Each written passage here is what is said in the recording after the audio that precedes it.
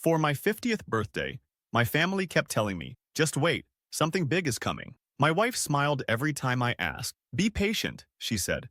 On the day of, I came home to an empty house. No note, no call. Hours later, I saw a photo on social media. My wife, my kids, my in-laws, all at a beach resort. My son wrote, "He won't even notice we're gone, LOL." I didn't comment, I didn't call, I just watched. 3 days later, my WhatsApp was flooded with 47 desperate messages begging me. I am at 3:27 a.m. sitting in my empty house scrolling through vacation photos of my family, a vacation I wasn't invited to, on my 50th birthday. 25 years of marriage, 2 kids I thought I raised right, and this is what it amounts to. Forgotten. Or worse, deliberately left behind. Let me back up. This mess started about 2 months ago. My wife Willow began acting weird whenever my upcoming 50th birthday came up.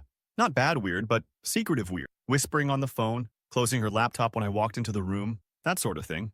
My daughter Piper, 20, started giving me these little smiles and saying stuff like, "Dad, you're gonna love what's coming for the big 5-0." Even my son Tomas, 23, who's usually too cool to care about family stuff, was dropping hints. I'm not gonna lie, it got me excited. 50 is supposed to be a milestone, right? I didn't expect anything crazy expensive because we're not that kind of family. We're comfortable, but not rolling it. Piper's college tuition takes a chunk of our savings, and I just helped Tomas with the down payment on his first apartment last month. That was $4,000 I didn't really have to spare, but that's what dads do, right? All the secrecy had me thinking maybe they were planning a surprise party. Willow kept telling me to be patient whenever I tried to fish for details. My father-in-law, Otis, even called me out of the blue last week, something he never does unless he needs something fixed at his house, just to ask what day I was taking off for my birthday. I told him I had requested the actual day, this past Tuesday, except I didn't get the day off. At 6:15 a.m. on my birthday, my boss called asking if I could come in because we had an emergency at the Riverside project. Someone had to be there, and guess who that someone always is? I called Willow from the car to tell her I'd be late, but would definitely be home by dinner. She sounded strange on the phone, distracted, just said, "That works out fine," and hung up quick. I spent my birthday dealing with a water main break and equipment problems. No one at work even knew it was my birthday. I didn't mention it because I'm not that guy, and honestly, I was looking forward to whatever was waiting at home. I even stopped and bought a bottle of the good whiskey on the way back. Figured I deserved at least that much. At 5:53 p.m., I pulled into my driveway. No extra cars parked outside, so much for the surprise party. House was completely dark. Weird, but not alarming. Maybe they were hiding? The house was empty. No decorations, no cake, no wife, no kids, no note on the counter explaining where everyone was. I checked my phone. No messages. Called Willow. Straight to voicemail. Called Tomas, same thing. Texted Piper. Nothing. By 7:30 p.m., I was sitting alone at my kitchen table staring at that unopened whiskey bottle, wondering if there had been an accident or something. Called the local hospital. Nothing. Called Willow's sister, Lindsay. No answer. At 8:14 p.m., still alone on my birthday, I opened my whiskey and poured a glass. That's when I decided to check Instagram. I don't post much, just follow the kids to see what they're up to sometimes. And there it was, posted 3 hours earlier. A photo of my entire family, Willow, Tomas, Piper, Otis, and his wife Kinsley, and Lindsay, all smiling on a white sand beach, cocktails in hand, at some fancy resort. Tomas had captioned it, "Family vacation mode activated. He won't even notice we're gone, LOL." He won't even notice. The comments were worse. Willow replied with a laughing emoji, and so true. Lindsay added something about workaholic husbands not appreciating the finer things. Piper at least hadn't commented, but she was there in the photos, sunglasses on, looking like she was having the time of her life. I sat there for I don't know how long, just scrolling through more photos they'd posted. Group dinners, jet ski rentals, selfies by the pool, all time-stamped and geo-tagged to a resort I'd never even heard of, starting 2 days earlier. Remember that Alanis Morissette song about irony? Well, it's fucking ironic that for years I've felt guilty about working too much, missing school events sometimes, being tired on weekends, all to provide for these people. Piper's college fund that I've been putting $500 into every month since she was born. Tomas's apartment down payment that meant I couldn't replace my 10-year-old truck this year. The mortgage I've never missed a payment on. The vacations I couldn't afford to take because someone always needed something more important. I don't know what kicked in, shock, rage, or some weird sense of calm, but I didn't call them, didn't text, didn't comment on the photos, just poured another whiskey and started thinking. Thinking hard. First thing I did was check our bank accounts. Sure enough, $4,000 had been withdrawn from our joint savings account last Friday. Exactly the same amount I'd given Tomas for his apartment. Coincidence? I don't fucking think so. I scrolled back through older social media posts and found Otis had been making comments about a special family trip for weeks. So this wasn't spontaneous. This was planned. Planned without me. Planned around me. Planned despite my birthday. By midnight, I'd gone from hurt to pissed to ice-cold calculation mode. I opened my laptop and started documenting everything. Screenshots of the posts, bank statements, a timeline of the lies they'd told me about my birthday surprise. See, here's something people forget about the quiet, reliable guy who just keeps showing up.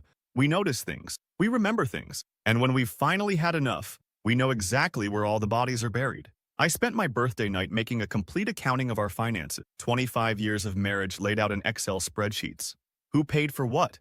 Who contributed what? Who sacrificed what? The numbers told a story they wouldn't like. Around 2 a.m., I found something else. A credit card statement in Willow's email. Yeah, we share passwords, or used to anyway, for a card I didn't know existed. $13,000 in debt built up over the last 3 years. Designer clothes, spa days, lunches with Lindsay that somehow cost $200 each, and recent charges from the resort they were staying at, almost $6,000 so far. I'm not a guy who usually cries, but I'll admit I felt that pressure behind my eyes. Not sad tears, angry ones. Wondering how I could be so fucking invisible to the people I've given everything to. Morning came, and still no messages asking if I was okay. No happy birthday texts, nothing. Just more beach photos and a video of Tomas doing karaoke with Otis. The tagline? Dad would hate this LOL. I showered, went to work, came home, checked social media again. Day 2 of their vacation was in full swing. Comments from Willow's friends asking how the resort was. Her reply? Heaven. So nice to get away from real life for a while. Real life. That's me.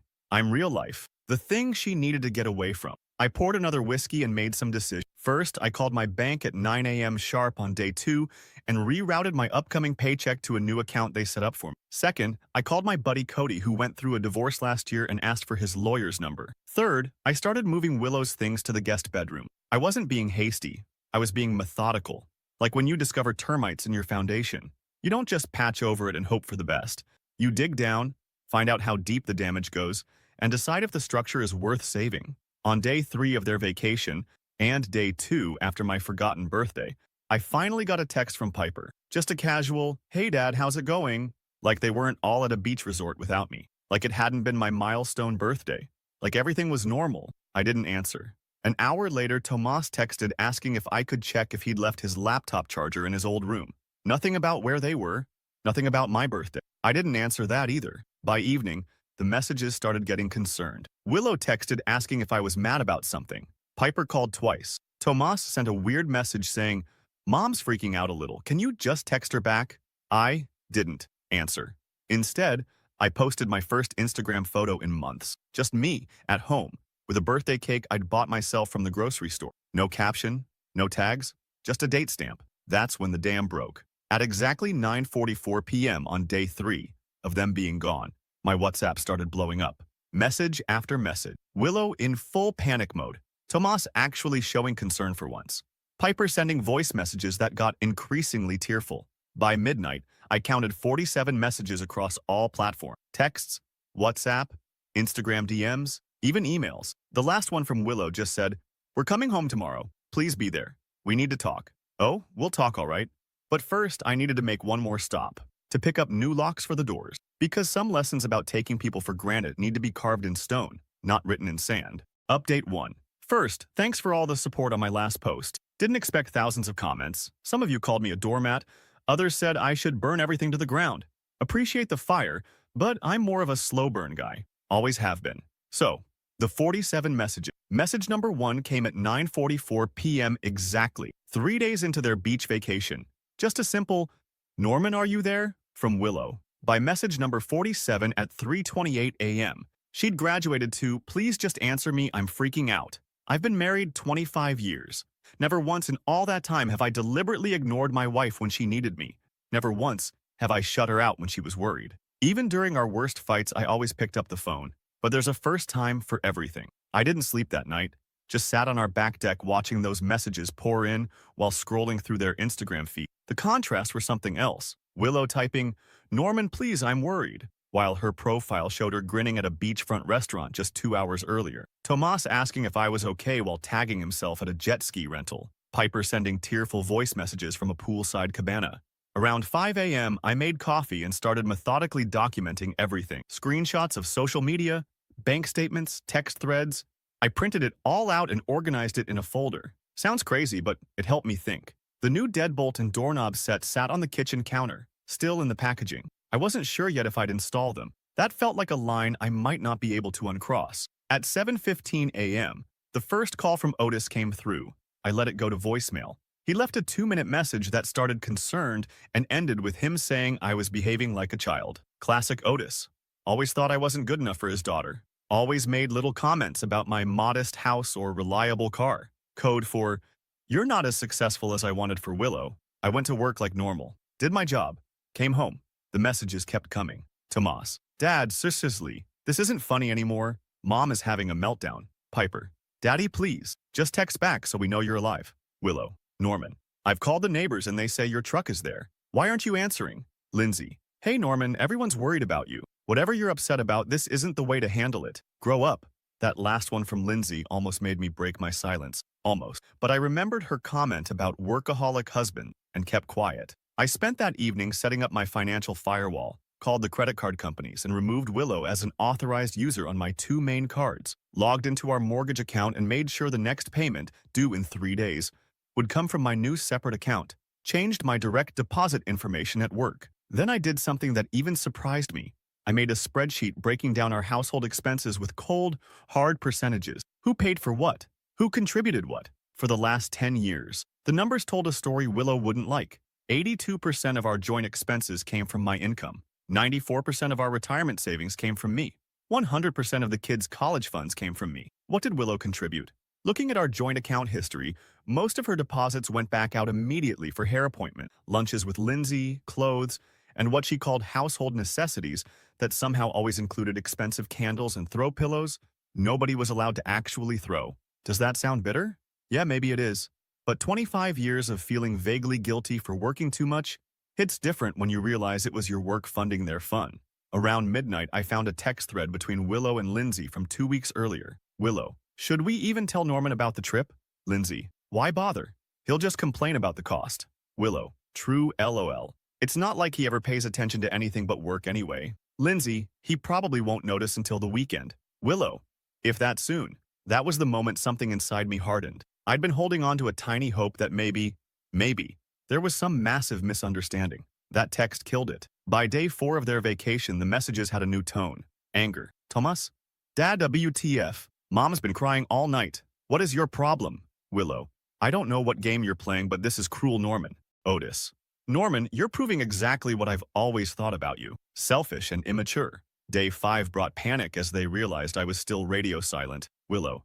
We're cutting the vacation short. Coming home tomorrow. Please be there. Piper. Dad, I'm scared something happened to you. Tomas, if you're doing this on purpose, it's seriously fucked up. I still didn't respond, but I did start making preparations for their return.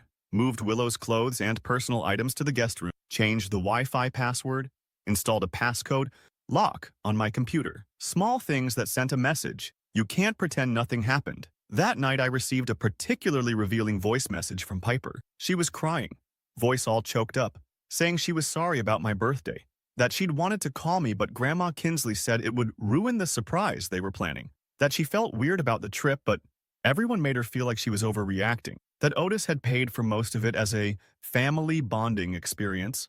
I nearly called her back. Nearly.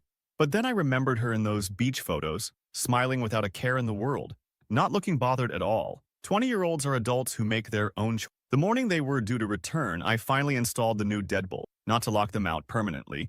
I'm not that petty. But to make a point.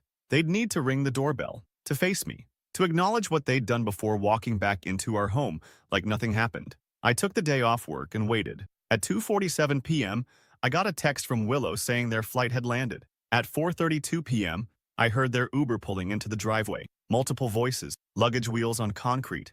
Then silence, which I'm guessing was the moment they realized their keys didn't work anymore. The doorbell rang. I took my time answering it. When I did, I found a tableau of sunburned, exhausted faces trying to manufacture casual smiles. Willow clutching a gift bag that definitely hadn't been packed in their original luggage. Tomas looking everywhere but at me. Piper on the verge of tears. Otis and Kinsley standing behind them with matching expressions of disapproval. I just stood there filling the doorway, silent. Willow tried first, started with how worried they'd been, how they'd called hospitals, how they'd cut their trip short because they were so concerned. Then pivoted to how the trip had been planned as a pre-birthday celebration. But things had gotten complicated, and they were going to surprise me when they got back with a special dinner. I didn't say a word, just pulled out my phone, opened Instagram, and held up the screen with Tomas's post. He won't even notice we're gone, LOL. The silence that followed was something special. Tomas stared at his shoes. Piper started actually crying. Willow tried to grab my phone, which I easily moved away. Otis stepped forward saying this was ridiculous. They needed to come inside and talk like adults. I finally spoke, told Otis he wasn't welcome in my house today, that he could drop the luggage and leave. The look on his face, like he'd been slapped. For probably the first time in his life, someone had told him no, told him to leave. The great Otis, used to everyone dancing to his tune, stood there sputtering on my doorstep while I stared him down. Kinsley tried to diffuse things, saying they were all tired from traveling. Maybe they could talk tomorrow. I said tomorrow worked for them, but not for Otis. Ever. After they left, I let Willow, Tomas, and Piper in. The house felt different with them in it. Smaller, tense. Willow noticed her things missing from our bedroom immediately and demanded to know what I'd done. That's when I brought out my folder, the screenshots, the bank statement, the expense breakdown, laid it all out on the kitchen table and told them I had just one question. When exactly did I become so worthless to this family? Willow tried to turn it around, said I was being dramatic, that it was just a vacation, that they'd planned to celebrate my birthday when they got back. I showed her the text thread with Lindsay. Her face went white. Tomas tried to downplay his Instagram caption, said it was just a joke, that everyone exaggerates on social media. I showed him his own comments from the past year. All the little digs about me being absent, being boring, being typical dad. His excuses dried up. Piper just cried. But even through the tears, she let slip that the trip had been planned for months, that it was originally supposed to include me. But Otis had convinced Willow it could be a family reset without my negative energy bringing everyone down. By 7 p.m., we'd reached the heart of it. The ugly truth nobody wanted to say out loud.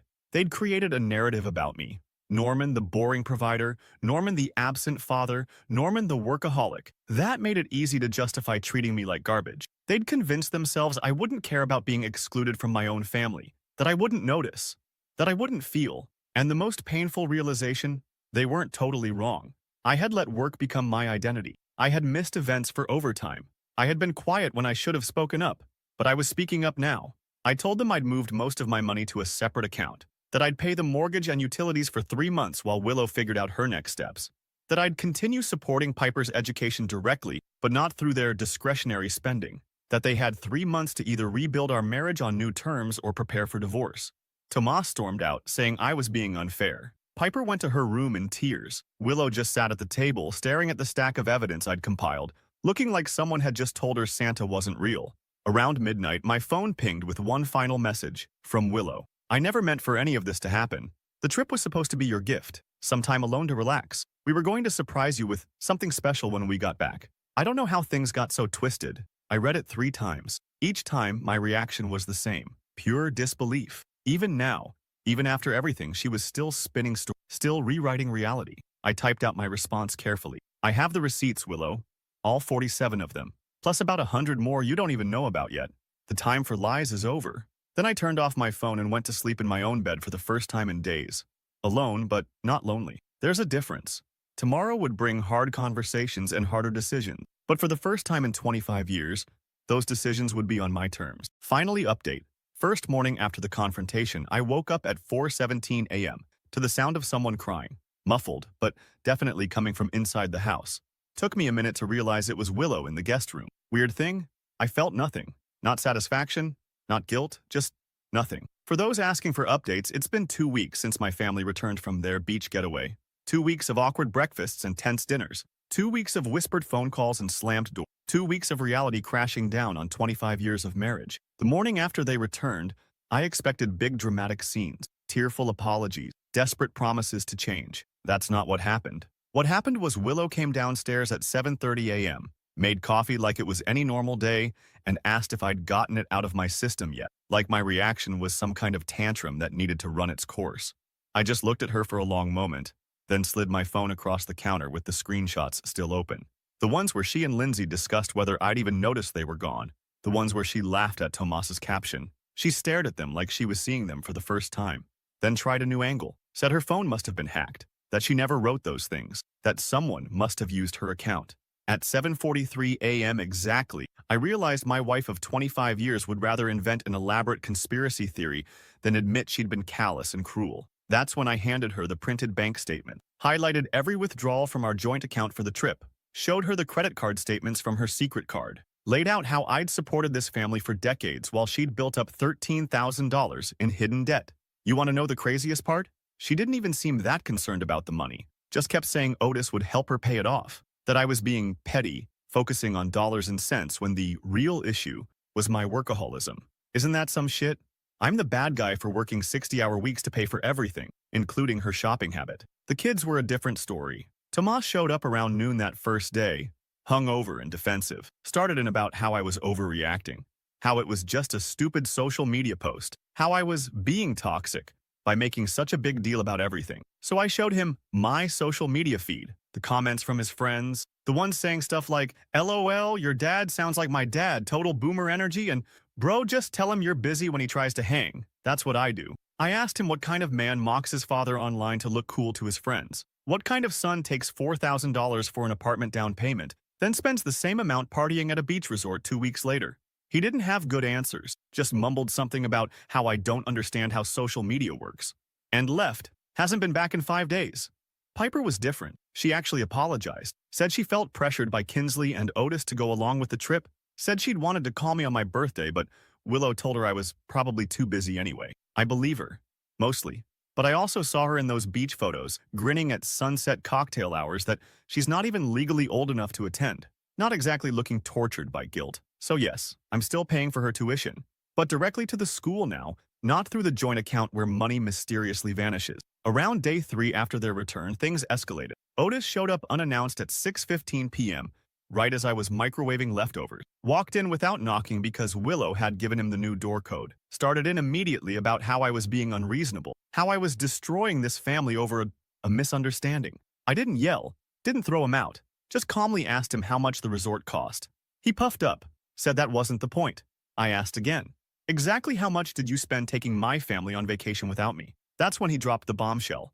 $8,600 for 5 people, for 5 days. Do the math. That's over $300 per person, per day.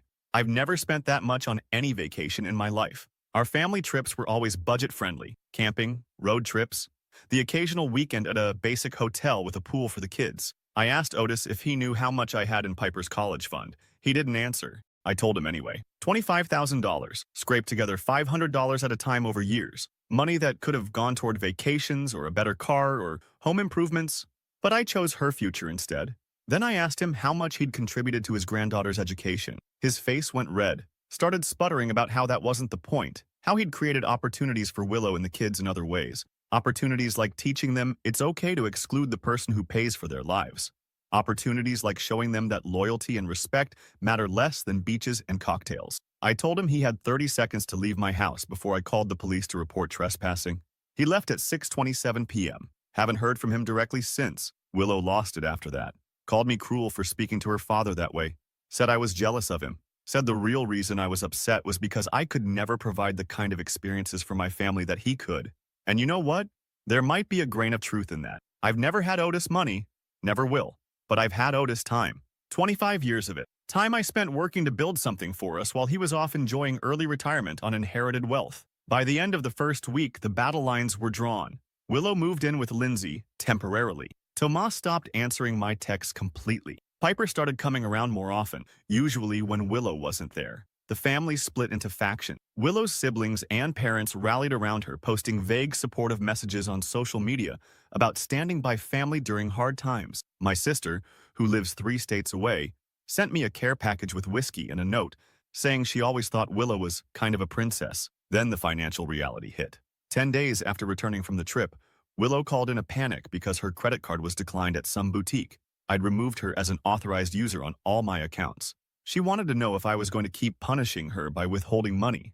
I explained, calmly, like talking to a child, that I wasn't withholding anything. I was simply separating our finances. Her income was still hers. My income was now mine. The joint account had exactly 3 months of mortgage payments and utility money in it. After that, we'd either have new arrangements or separate lives. That's when she started crying. Real tears this time. Not about our marriage or my feelings or the family being torn apart. About money. At 11:43 p.m. that night, I got a text from Otis.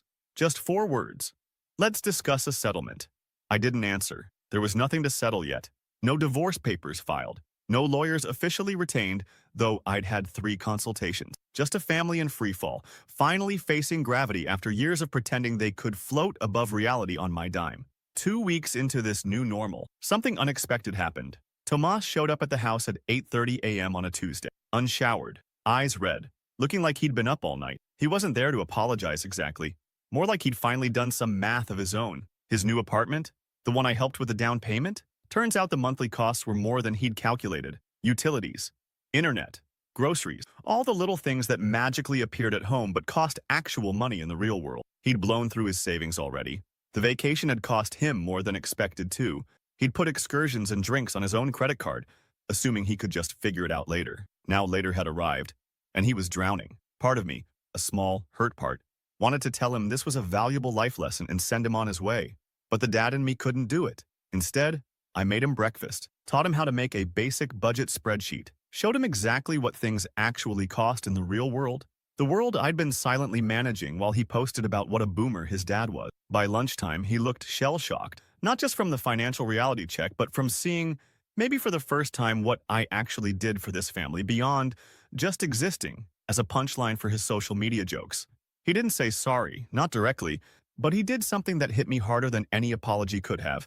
He deleted all his social media apps right there at the kitchen table, said he needed to get his head straight without the constant noise, asked if he could come over on Sundays for me to help him figure out this adult shit. Progress, I guess.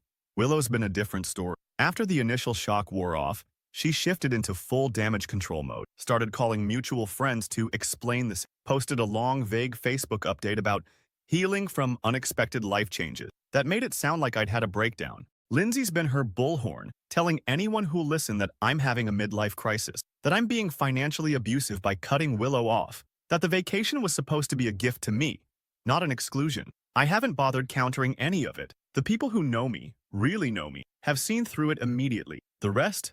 Not worth my energy. Piper's been caught in the middle, feels guilty for going on the trip, feels guilty for still wanting a relationship with me, feels guilty for being angry at her mom, just guilt all around. I've tried to make it clear she doesn't need to choose sides, that I'll always be her dad regardless of what happens with Willow, that her college is still covered, that her future is secure. 3 weeks in, Willow finally came by to talk for real, sat at the kitchen counter where we've had breakfast for 20 years, asked if I was really going through with this, if I was really willing to throw away our marriage over one mistake. I pulled out my phone, showed her the 47 messages again, asked which one acknowledged it was my birthday, which one apologized for excluding me from a family vacation, which one showed any real concern beyond fear of getting caught or exposed.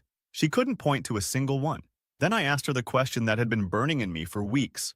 When did I become someone you could just write off? When did I become so invisible that you thought I wouldn't notice or care? What she said next changed everything. She said it wasn't sudden, that for years, maybe a decade, she'd felt like we were living parallel lives, that she'd tried to connect, but I was always working, always tired, always focused on providing rather than being present, that eventually she just adapted, built a life that didn't require my active participation. And you know what? That hit hard, because there's some truth there. I have prioritized providing over being present sometimes. I have missed events for work. I have been too tired for date nights after 60-hour weeks.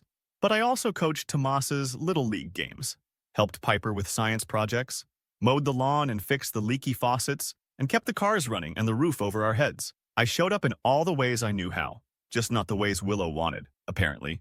We talked for 4 hours that day. Real talk, hard talk, about expectations and resentments and the slow drift that happens when 2 people stop seeing each other clearly. At midnight, she asked if there was any chance for us, if I could forgive her for the trip, for the secret credit card, for the years of small betrayals that led to the big one. I told her I honestly didn't know. That forgiveness might be possible, but forgetting wasn't. That trust, once broken, leaves scars even when it heals. She moved the last of her things to Lindsay's the next day, said she needed time to figure out who she is without me, whatever that means. It's been 1 month now since my 50th birthday. 1 month since I came home to an empty house and discovered just how invisible I'd become to the people I thought were my world. Some days, I'm angry. Some days, I'm just tired. But most days, I'm finding a strange new peace in being visible to myself for the first time in decades. I've started swimming at the community center 3 mornings a week, been going to happy hour with guys from work occasionally, even joined a hiking group that meets on Saturday. Tomas comes by every Sunday now for what he calls adulting lessons. We cook dinner together, go over his budget, talk about things that matter. Piper splits her time between Lindsay's place and mine, navigating the new family geography with as much grace as a 20-year-old can muster. Willow texts daily, alternating between nostalgic memories and practical questions about bills. I answer the practical, leave the rest on read. Yesterday, I got a letter from a divorce attorney representing her. Standard stuff. Reasonable requests actually. She's not going for the jugular financially, which surprised me. As for me, I finally changed my social media status from married to it's complicated. Because it is. Life is complicated. Families are complicated. Love and hurt and forgiveness are complicated. But one thing isn't complicated anymore. I'm not invisible. Not to my family, not to my friends, and most importantly, not to myself. And that visibility, that was worth the price of a beach vacation I never got to take.